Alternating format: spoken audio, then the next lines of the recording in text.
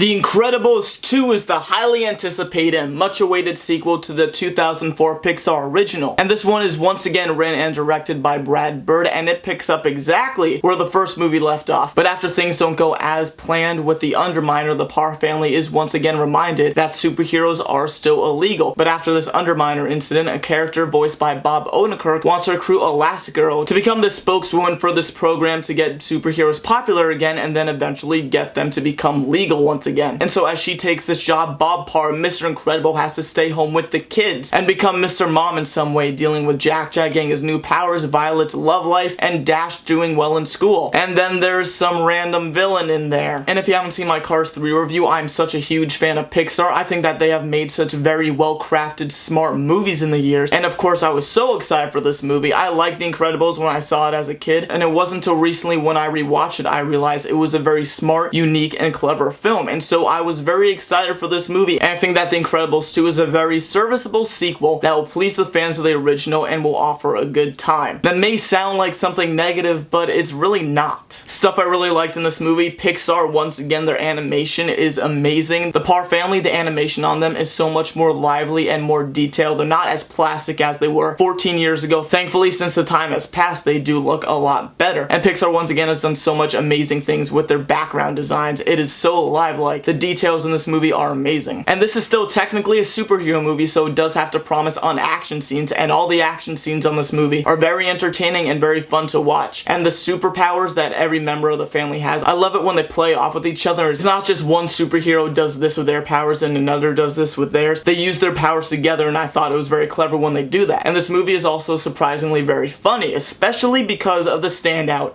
Jack. Every scene Jack was in I thought was amazing. I loved it so much. And also with Edna, she is once again in this movie a standout in the original, and she does a great job in this as well, and the two of them together are amazing. I want to see more of that. But I do feel like that everything we love so much from the original that's present in this movie is done so well in this sequel that I feel like it kind of hides the fact that there are some major problems with this movie. One thing Pixar is known for is having very mature movies, and I really like that. I like that adults can enjoy this movie and also kids, because there's something different that both of them can enjoy. The Incredibles 2, I feel like, is much more rather an adult movie versus a mature movie. This movie surprised me in the fact that it is much more adult than I thought. I think this is the first Pixar movie where the characters are straight up cursing on a kid's level. I mean, they're saying crap, damn, hell. I'm okay with it, but I was just thrown off that this was in a Disney Pixar film. And there's so many scenes in this movie where characters are drinking alcohol consistently, or they're just sitting down, or they're just sitting down talking, or the characters are just sitting down talking, drinking alcohol, or talking, sitting down, drinking, and cursing. And there are also several scenes where this movie is rather dark. I'm just confused of how can kids really like this, because I feel like this is such an adult film for the first hour and a half with some nice family-hearted moments, and then the movie shifts into rather a generic ending that was so cartoony, and I felt very underwhelmed by it. Without going into much spoilers, the climax of this movie takes place on a boat, and I honestly did not care. We know what the boat is going to be doing, and you feel that, oh, there are some stakes. I felt like the stakes were nowhere near the level they were in the original film, and because of that, I felt the ending didn't feel that much grounded. Another thing that bothered me about this ending, the movie introduces a long list of new superheroes, and while I like some of their powers, such as one character, Void, I did think that a lot of them, the design of them, looked so cartoony. It felt so inconsistent and off from what we were already seeing in the movie. I get it, it has to attract kids, but I just felt like it was so inconsistent from such a dark movie to such a lighthearted movie. I didn't feel like it blended well together. And the character designs on these characters felt so cartoonish. I was very thrown off because you have such detailed main characters to such generic blocky side characters that it didn't really look like something Pixar did. It felt like C-level job from Pixar, and I thought that was very disappointing. Even the background characters I thought looked rather blocky and fake, and I'm not sure if it's to keep it up with the timeline of the 2004 Incredibles, since that animation isn't that great either and made it seem like it's still one continuous timeline. But I mean, 14 years have passed with the animation. Just sneak in better animation and it would make everything look a lot better. And I said before, there was one superhero character, Void. I really liked her powers. I just did not like her character at all. She was the typical fangirl to Elastigirl, and I think that's pretty much all there was to her, and I didn't care, and I thought that she was kind of annoying in her very small scenes. And as I said before, this movie has a mystery villain, and it is so predictable. I predicted it the minute the character walked on the screen, and when the mystery of the character was revealed, I'm like, yeah?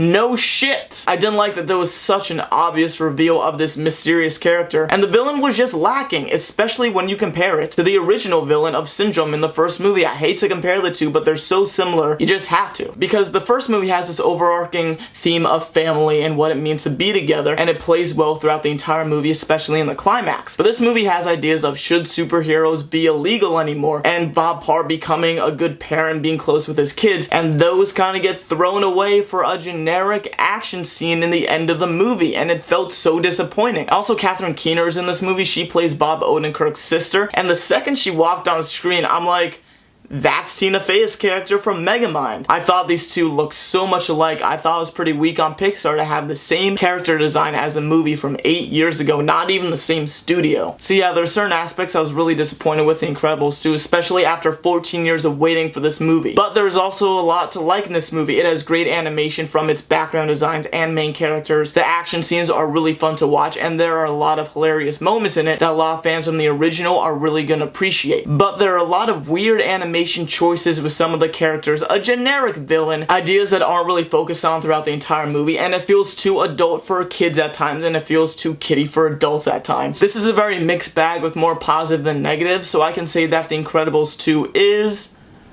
a good movie. So that's Incredibles 2. What do you guys think? Have you seen the movie? Have you not seen the movie? Whatever you think, you put the comments below and maybe I'll read it, maybe I won't.